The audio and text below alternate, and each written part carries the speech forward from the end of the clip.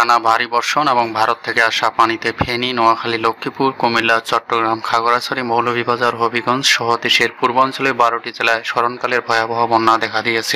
দেশের এমন পরিস্থিতিতে উপদেষ্টা হিসেবে নিজের প্রথম মাসের পুরো বেতন ত্রাণ তহবিলে জমা দেওয়ার ঘোষণা দিয়েছেন অন্তর্বর্তীকালীন সরকারের যুব ও ক্রীড়া উপদেষ্টা আসিফ মাহমুদ। বৃহস্পতিবার রাতে সামাজিক যোগাযোগ মাধ্যম ফেসবুক দেওয়া পোস্টে তিনি এমন ঘোষণা দেন। আসিফ মাহমুদ লিখেন, উপদেষ্টা হিসেবে আমার প্রথম মাসের বেতন প্রধান উপদেষ্টার ত্রাণ তহবিলে দেব। সংকট মোকাবিলায় সকলে এগিয়ে আসুন।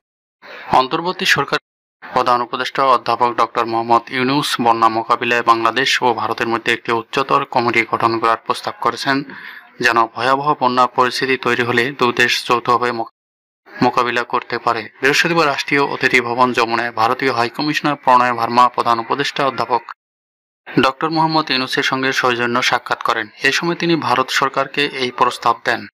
প্রধান উপদেষ্টা প্রেস সচিব শফিকুল আলম এক প্রেস ব্রিফিংয়ে জানান, ডক্টর ইউনূস বলেছেন, বাংলাদেশ ও ভারতের সীমান্তরক্ষী বাহিনীর মধ্যে আমরা যে ধরনের ফ্ল্যাগ মিটিং করি, উচ্চ পর্যায়ের এমন একটি কমিটি করা গেলে এটি ভয়াবহ বন্যা পরিস্থিতির সৃষ্টি হলে মিটিং করবে এবং উভয় দেশ যৌথভাবে বন্যা পরিস্থিতি মোকাবিলায় কাজ করবে। প্রধান উপদেষ্টা বলেন, যেহেতু বাংলাদেশ ও ভারত আন্তঃসীমান্তে অবস্থিত এবং অনেক আন্তঃসীমান্ত নদী রয়েছে, সুতরাং এ ধরনের উদ্যোগ বন্যার মতো পরিস্থিতি মোকাবিলায় আমাদের জন্য সহায়ক হবে।